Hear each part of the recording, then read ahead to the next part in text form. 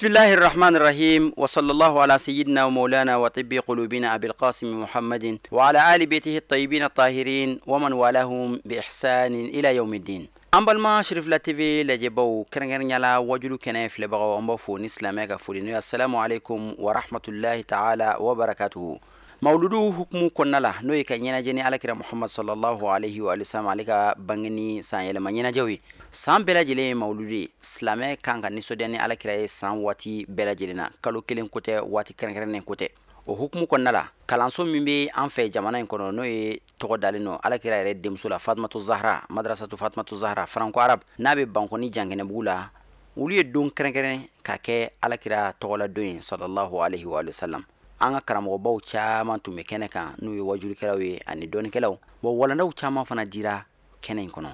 anyi min soro kala se awma ni wajulu kenen kan anga jango la jen yon fe من الشيطان الرجيم بسم الله الرحمن الرحيم إنا أعطيناك الكوثر فصل لربك وانحر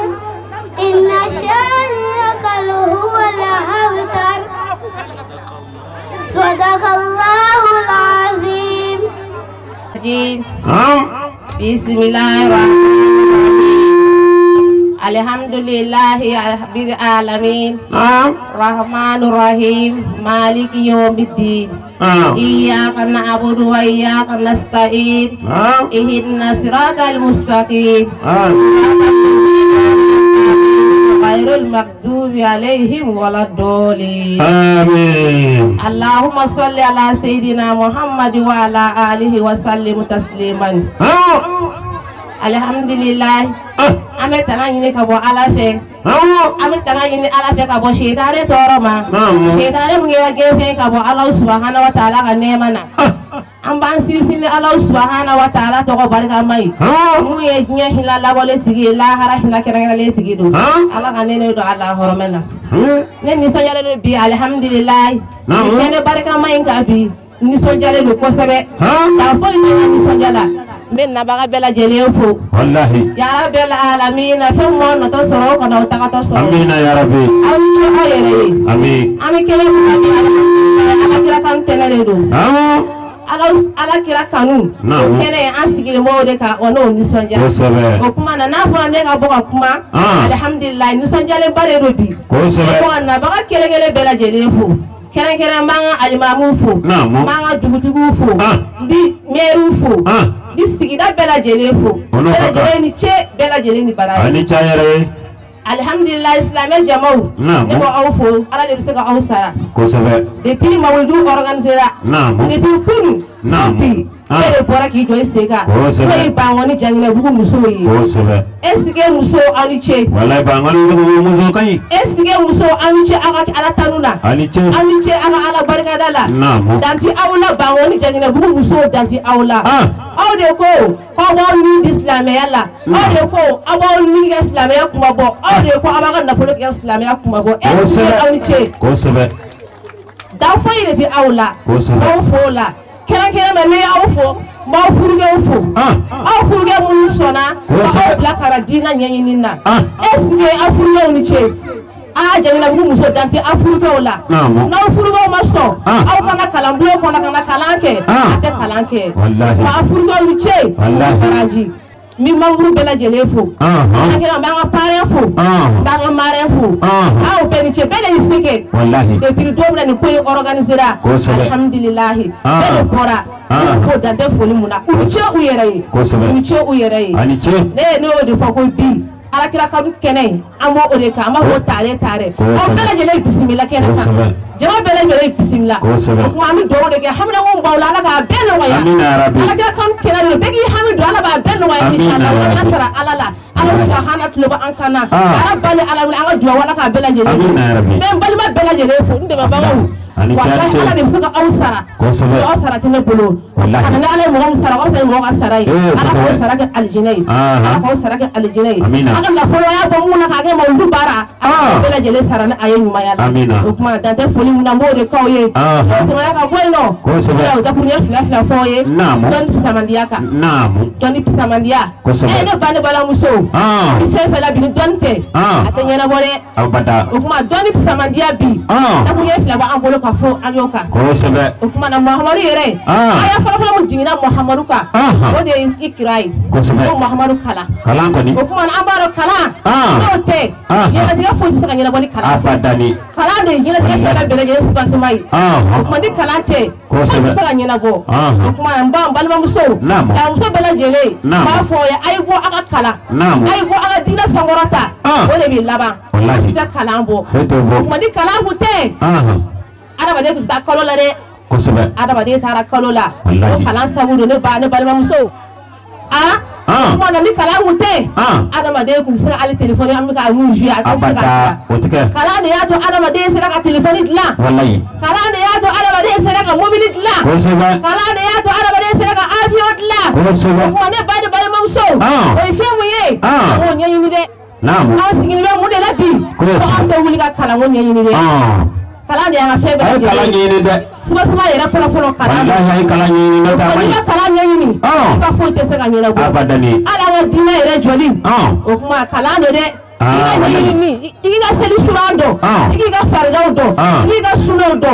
ni makala de baye balanso ta done malmatu tama bala ka dugolo tete o ta namu anga kalanke sita Allah honi kalante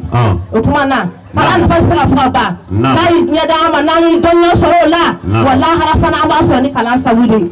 ayanga na ya shudo ayanga selisu do ayanga jago do ayanga hiju do ni be kala na fade o kuma ni mo kala na ka nya ni ka do be nya soro be la haraso ni o ala ka go mo do ya rabbal alamin la haraso ali don ya ala go da bela jeleba ya rabbal alamin ala ya kama bi jail mustafa sallallahu alaihi rasuli alhamdulillah ali sa da hu nya da do fol ya mun fo ore do ne bane bala muso tare aka pare Abdurrahman Jara ne ba fo tante foli muna ani che aka bunyana alhamdulillah ko abarika aka mareni ba fo aka bunyana ani che ko abarika ne o de fo be aku yere de wada ko ne flamu le ka fo onyana o de ku yeni wassalamu alaikum wa rahmatullahi ta'ala wa barakatuh malumatu kuma nyana ni che naam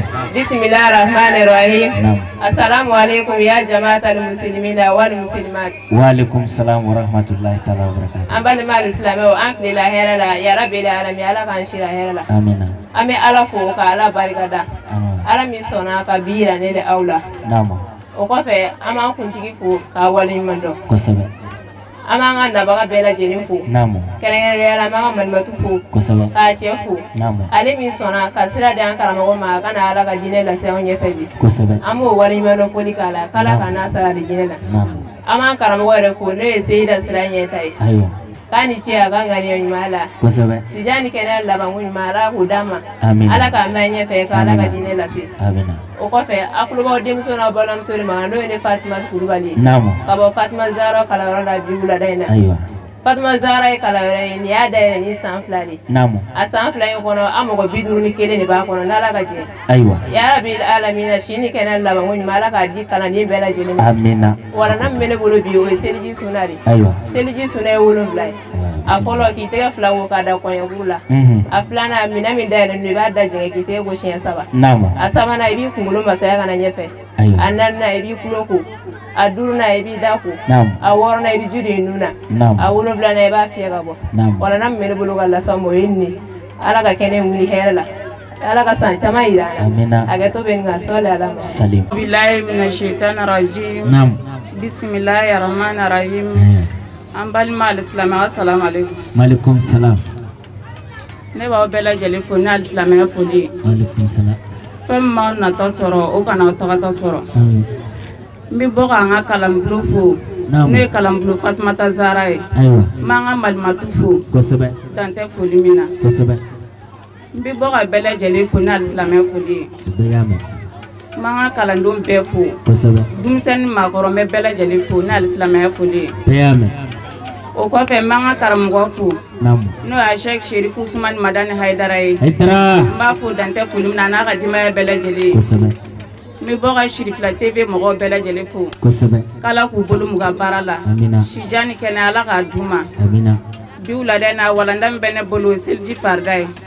seliji farida 7 a fɔlɔ k'an ŋaniya i bɛna wagati min seli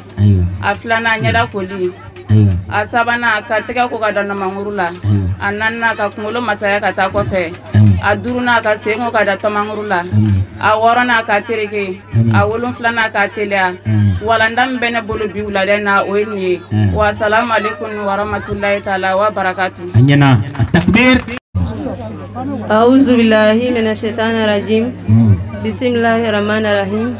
Allahumma shalli ala sayyidina Muhammadin wa ala ali Muhammadin wa sallim. Assalamualaikum ya jamaatal muslimina wal muslimatu. Waalaikumsalam warahmatullahi wabarakatuh. Aklina herela ala kan bela jeli shi herela. Amina. Ne to Salimata Jara ka bo bangoni jangene bugula. Namu.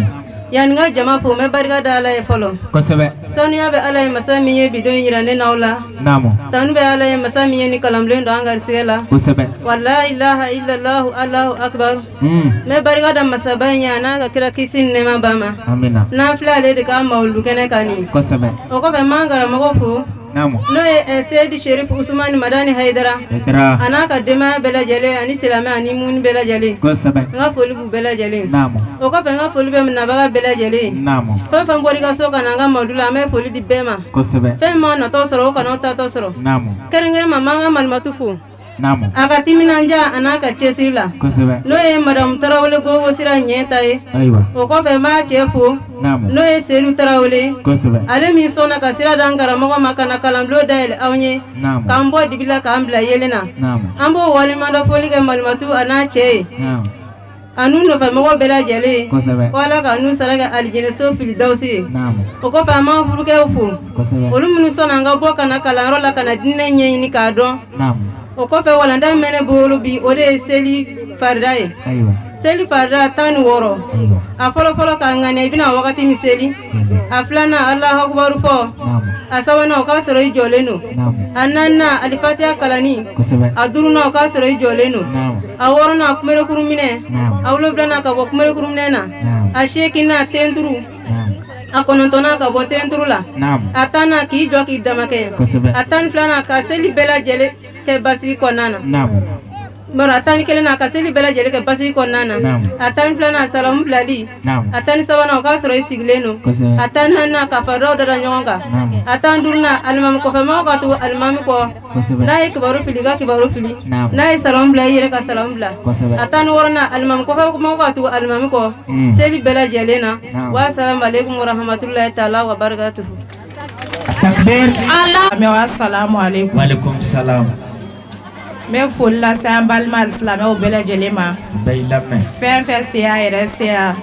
fen mauna to soro kana uta to soro amina ambe foli di kerengere na nga malmatuma kosebe no de gogo sira nyenta e namu kerengere ni ala le na kalamblo siga nga jangne bu konna le kosebe ka muso bo dibila namu ka ambla yelena kosebe amba furuche fo dante foli mina namu o furuche msona ka sira da ma kana kalamblo daela awya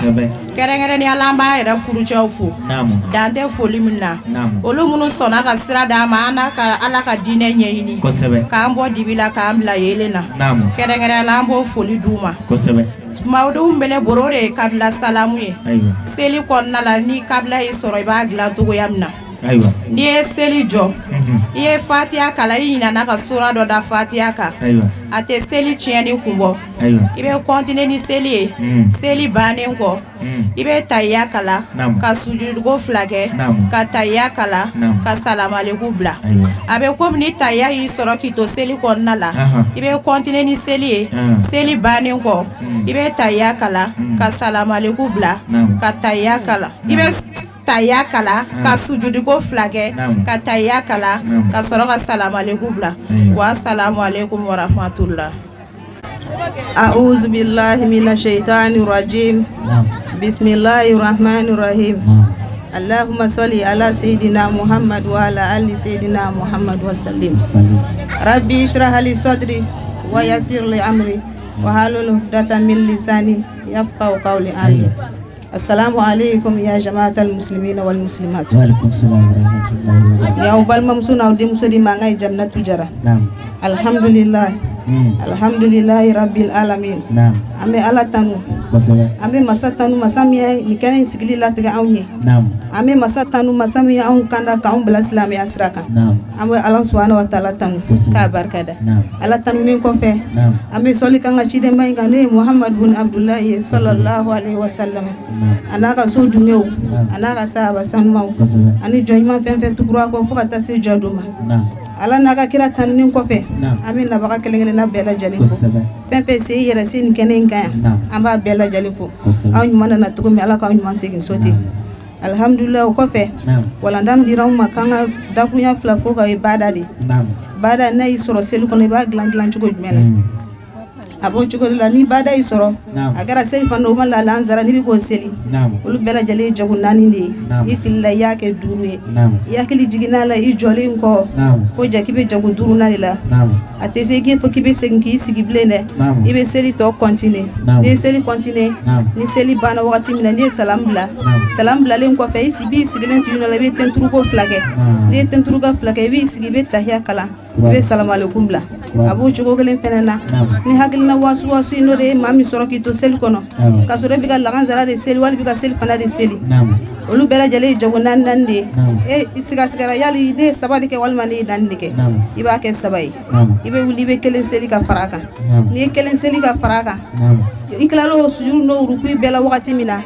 Salam blalen ko fe. Ibi sigilen tu no la be tenturu ko flake. Ni tenturu ko flake bi sigi be tahya kala. Ibe soroka salam alaikum bla. Be chuko na seli wakati bela jale mete. Ni fen fe yi soroki to ni fen bela ba laglan chugo ni la. Da kuya flam mele fa ko fawe. Ode ni film yara la ala ko ya fanyo ya kala ndi afli ni foto ko mun nyana ala ko kan baraje ala kan kene nyogon sigi chama irana ala ka hera kan jamana ben hakli sigi ala ko do nga jamana ko non islam jamana kali na beleje ala ka ben do nga du ko non islam du kali na beleje wa assalamu alaikum wa rahmatullahi wa barakatuh mona nama ye azira mauludo kenaka ko nga doni wo ala rabba sallallahu alaihi wasallam aka bangni kwanga kuma oka amma fo wati kuro kama bare bara madam na jona o konna na tan watini min ba amulo nokuma min nogara ama alakira la sallallahu alaihi wasallam amno defa ambalaka wiye muna ambalaka wiye bare kenen zile lo balago de gacha kasam balaka uka muna kenen zila alakira sallallahu alaihi wasallam alakira yoni ye kuma bado temena munu alakira bangna denan dunya fe do man kala kle tan fla o ye muhammad ye sallallahu alaihi wasallam o bado ko alakira kula ngo masaga jugu bado temena uba fo ko firauna aye mara minge jembe ba to fo anaka kafriya ala dawla min dama tena min kuma ala ko yemunye ya famia bara fo ko ta firauna na o de min be no bangina dugukolo sambe ni chedo ala bo faga ko baro ko min ala ga masaya chien firauna tina kuye musoga jingi ale klela ko de keda cheye ale bo de faga ko kana le ga masaya chien badu firauna kle tamana kana se kafru chamama olu tanana kamuye olu na donko ni mami njingina ni deye musoye olu be de muso daku kandige ambalakaw anga miranga tashini kuma na kosebe olu kuma de muso da ka kandiga do kuma do dinga kono kafira kono na jahila kono na ala kraba inana soro kafiru bara foite kafiru la fo muso kandiga ko fo muso fa ko foga dinga senga muso do kono ka tachne ko muna ko baro ko na ka sabuye ko lu demi ko horonya je ubulo olu ga famia ku yo di uma momena ala subhanahu wa ta'ala ala kirachi ala ko ala kirama wama arsalnaka illa rahmatan lil alamin kunma ala subhanahu wa ta'ala ma ala kirama muhammad chifui kama fo hina dafa bila gele amala ka awa hine ala kira kola mino doni de fo ola ngana dafa be dugu koka ala kira kola be yini ka hina do na amala ka tay minye kerengere yala mi fe nganda de do ola mauludu bi sigi kumi ngama na ya kundo wallahi dumudo bi ka mauludi tashille do kabla ala kira chirani femiye amolu shidon nyende to wala muhammad o tajati ye muhammad kanude ne ndo wala muhammadu o tajati ye muhammad kanude muhammad kanu miye muhammad chirani femiye ika barake no ode ala kira kanu sallallahu alaihi wasallam ma ala kira chira anana soro muso ga bara muye kafru ga bara kungena muye ode ka muso dagu kan ye uleke kudo dinga kono amada al-islamu momen ala kira chirani miye anana ke dalo ma hine kana ke ambala ko ma hine kubi ga bara minge niye ninde aketu yaye Allah subhanahu wa ta'ala cheda to ma ye muso dati anwa kila bi mu'minu hakili ka dogo shitanasra mu'minuna uluna na jira ambala ka ula ko ubi ka min jira aula ko shiti chenye ko cheni muso bede kelenye cheni muso kelenye ambala kaw Allah subhanahu wa ta'ala ay chedda ga musuda ngako ar-rijalu qawamuna ala nisa'i mona na ya ala kira sallallahu alaihi wasallam na ya dangara ka dina bara dola abina fa ala kira kanu ayabla ala kira chira ako chekilo niyo chiena o kada muso flanma mona no ngo cheni muso be keleye ko nga chiekla tabele de makiye mona andu ala kira ka sharia do kono na ya ala kira ka sharia bafie ay ala subhanahu wa ta'ala ka hukumu do chien ma ikira ala kira jugudo e al niklena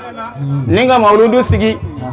madama ni hagla de bi ila ike ala kira kanu madafade ni wati dafara aba fo ayana kuma ba chama biya ya rabbi ala kan be sabama do ala kira sallallahu alaihi wasallam ala shira de kana ke hina de dafoma ina fo ala subhanahu wa ta'ala ba fa qur'ana kono qul in kuntum tuhibuna allah fatabi'uni in kuntum tuhibuna allah fatabi'uni ala kira sallallahu alaihi wasallam ala ban ya fa yaga qur'ana kono ko jon law kira ko bi ne ala ban ve ko yetu ala kira ko ayatu ala kira ko abi ala subhanahu wa ta'ala soro ayatu ala kira ko abi ala subhanahu wa ta'ala soro amadoma akono kira yuhibbukum allah ala bi awkanu amika aljina min yini aljina bi ala kira kanu de la nanzona ala kira sallallahu alaihi wasallam nanzona ala kira yen ala kira chirani salimu nuye achirani jagamu nuye achirani sharia bara nuye kwanyo luke dafali ya konnana muna sefo itara ame ala kira soro wani mami ya ala kira soro ya ala soro muna kuma ko yemiye ni mami funa bana ala kira la dun ni mami bana ala kira la dun ko kira ta kira ye wala kila kira rabbina ala kira kofe ala dun ko katimin nabiyina do ko nabi mo dafala do ci do na dafala ya ala kira muhammad ye e mami ngo ko ala kira sallallahu alaihi wasallam ko nabi rabbina ala kira kofe wala kila ala kira ta kira ye muna ma wot la ga hukume to di ala kiyama joddo ala jina min ko la ilaha illallah muhammadur rasulullah otle ma ga hukume to di ala subhanahu wa ta'ala ko te ako ala kira sallallahu alaihi wasallam ala to de aljina ko nege ni mami mona ala kira la abina fi ibra aljina na ibna aljina na ala kira ko nazo ala kira sallallahu alaihi wasallam ami ala soro lo kira wa yakfiru lakum dhunubakum wa yakfiru lakum dhunubakum jumumin billah depuis mugo tilama jumumin bila depuis kamalen lama kata jumumin bila yeflima jumumin mununge ni misara ula musoba ga segi kana kalam lo kono kana ala yini kana ala kala yini kamalen ba ka bo kamalen ba kono pew ka segi kana ala subhanahu wa ta'ala ma ka ala yina ka kira bay yini ko siga fota yaghfiru lakum dhunubakum ala subhanahu wa ta'ala diafo lega kumate kuna aya wulibal de do kuna aya min ni kuma kan foi te du ko sawe min ngabo kuma kan na kaso ala kuma kan wala bayde yafo kuno kera jumum mibila inni misra kasigi kana Allah subhanahu wa ta'ala ma no kera Allah subhanahu wa ta'ala bi kife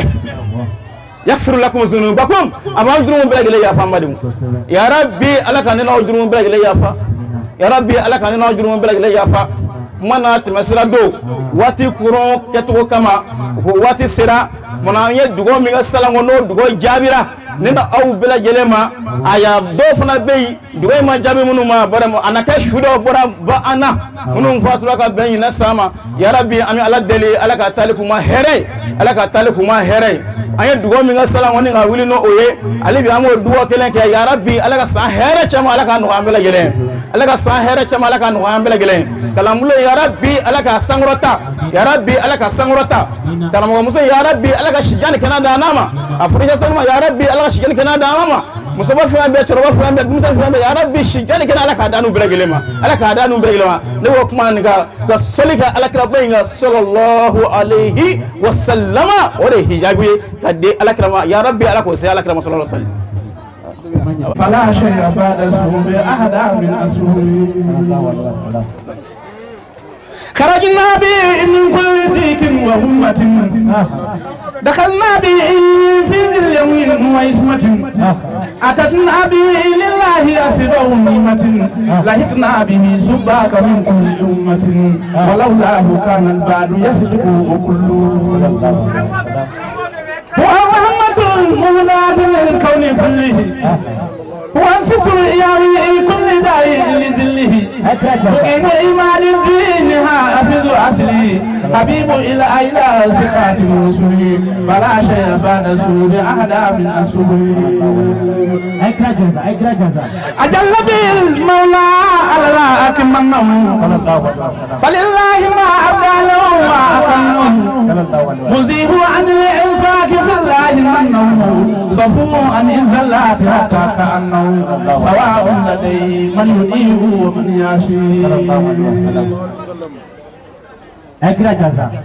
نبي الهدى بحر الندى صار مريدا مبيدهم بالسيف إذ يبوا الهدى وظنوا بجال أنه فرق السدى أتى والورى أسرى الدلالة والردى فأنكزه النور يدل ويكلو موت بحفظ الله في كل حياة وفي حال إعلان وفي حال نسية فلما جاء عباس النميد بجروة أجل رقاب المسلمين بودية جلوهم من زور حال ستهدوا أحب النبي الحاسمي محمدا أحب النبي الحاسمي محمدا تعالوا فإني للنبي محمد بلغنا بمده الحاسمي محمد فلا قدر إلا دون قدر محمد تزينت الدنيا بنور محمد سعى الناس مرغوب بباس محمد سنيت إلى مده النبي محمد أتعرفوا ذاك النبي محمد حججنا بتفضيل النبي محمد لولا ما ألقيت أزر ولا نزر لولا ما أنزلت عين ولا سور لولا ما خلقت الشمس ولا قمر أحب النبي الحاسمي محمدا أجل الورى ذاتا واسرا وماتدا وأدي أبوه نفسا وأدوالهم يدا أداب له الرحمن نصرا ومولدا فما زال ممن خالف له يبرون على كل فن فضل الله فنه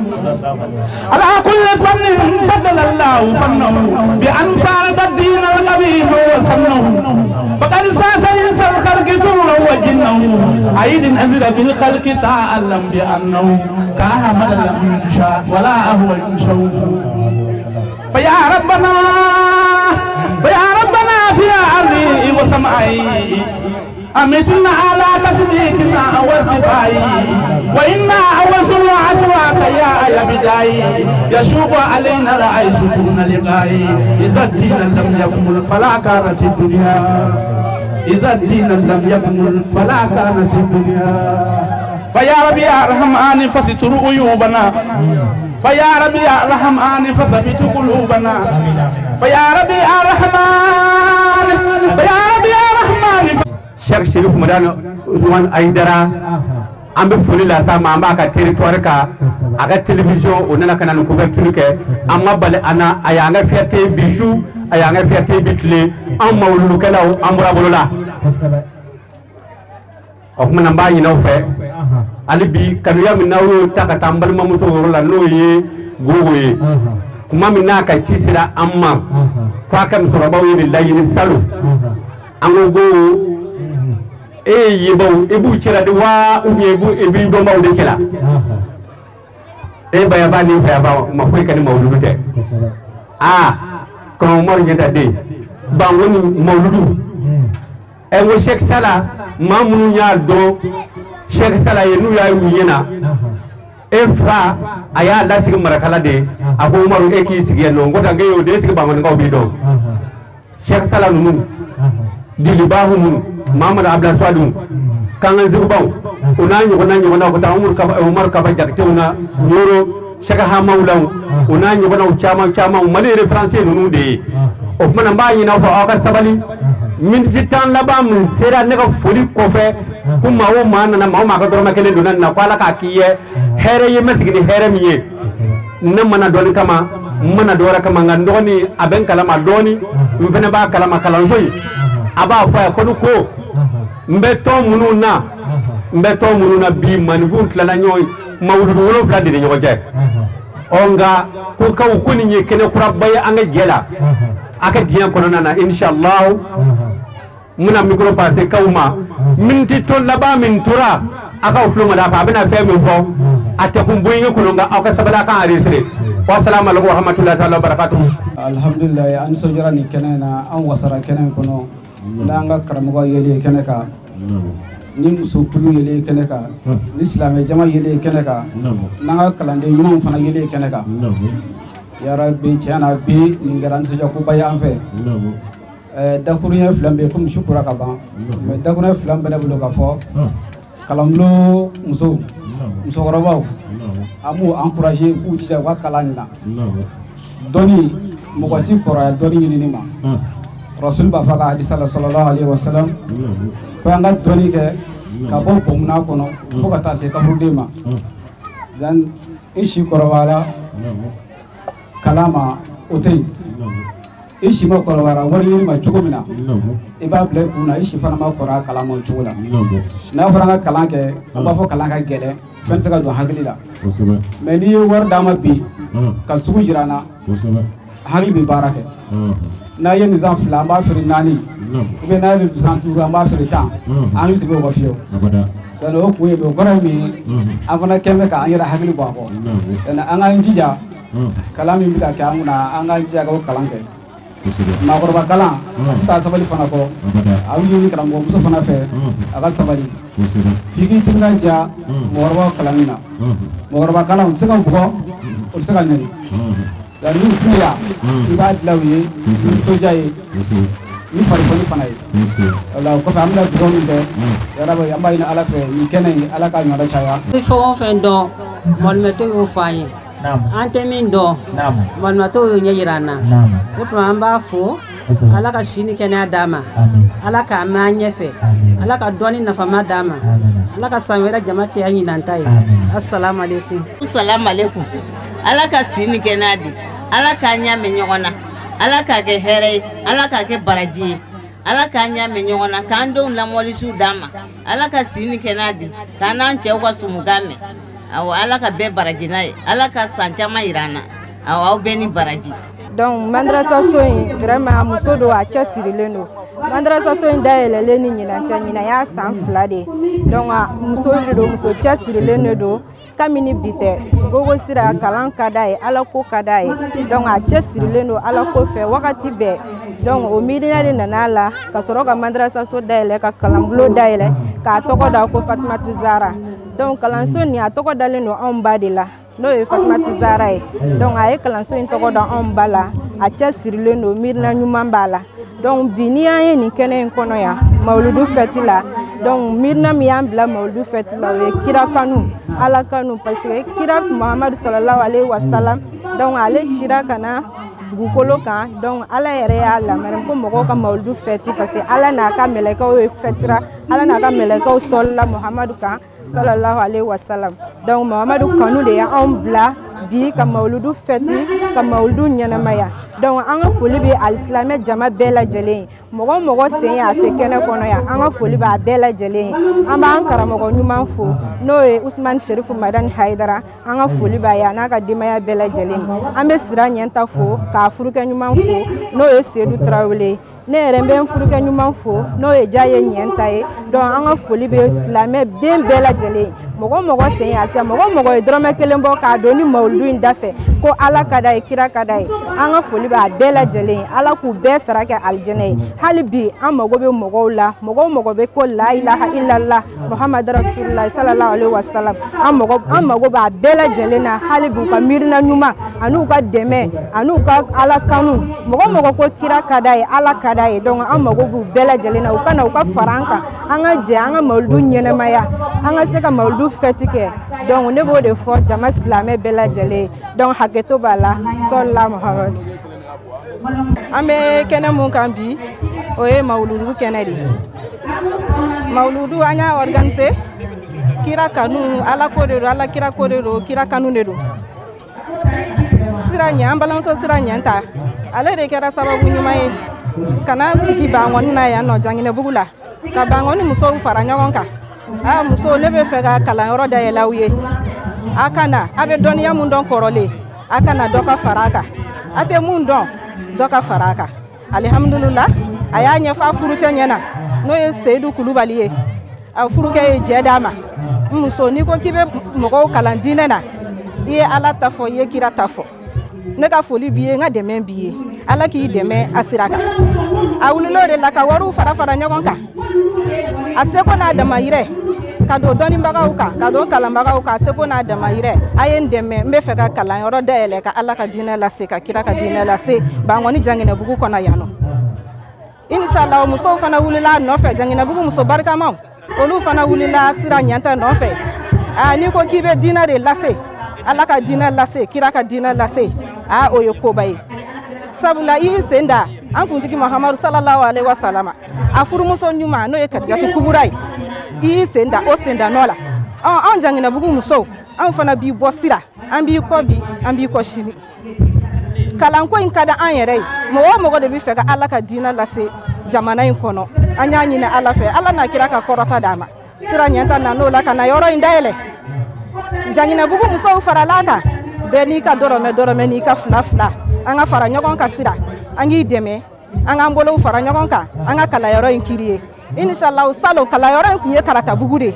ɲina Ala ka dɛmɛ na kira ka dɛmɛ na kalanyɔrɔ in a sera ka kɛ tɔli ye halisa an kɔni an bɛ dɛmɛ de ɲini Sira Ɲɛnta ye ne dɔgɔmuso de fa kelen ba kelen an bɛ dɛmɛ de ɲini alisilamɛw fɛ alisilamɛ bɛɛ lajɛlen Bankɔni Janginɛbugu cɛ a muso alimamiw dugutigiw dɔnnibaga ɲuman bɛɛ dɔnnibaga bɛɛ alisilamɛ bɛɛ an bɛ dɛmɛ ɲini bɛɛ de fɛ u k'u Sira Ɲɛnta dɛmɛ a ko k'a bɛ Ala ka diinɛ de dɛmɛ a bɛ kira ka diinɛ dɛmɛ a yɛrɛ ɲɛ b'a ka yɔrɔ la tɔliso fila de don premier mande deuxième mande muso min don muso cɛsirilen don a y'a ɲini k'a bɛ Ala ka diinɛ a b'a lase a bɛ kira ka diinɛ a b'a lase mɔgɔ o mɔgɔ tulo bɛ an kan na dɔrɔmɛ ma dɔgɔ ba kelen man ca bɛɛ ka Sira Ɲɛnta dɛmɛ sabi Ala ka diinɛ dɛmɛbaga de don kira ka diinɛ dɛmɛbaga de don an bɛ bɔ ka jama fo jama fɛn fɛn nana an ka invitew an ka foli b'u bɛɛ ye an ka foli bɛ silamɛ bɛɛ ye an ka foli bɛ Usmani Sherifu Madani Hayidara n'ale de bɛ Bankɔni Janginɛbugu la yan nɔ an ka foli b'a ye an bɛ dɛmɛ fana ɲini a fɛ a k'a kɔfilɛ Sira Ɲɛnta la muso min don muso cɛsirilen don ale de ko k'a bɛ Ala ka diinɛ dɛmɛ a bɛ kira ka diinɛ dɛmɛ Muhammadu Rasulullah a furumuso ɲuman Kadijatu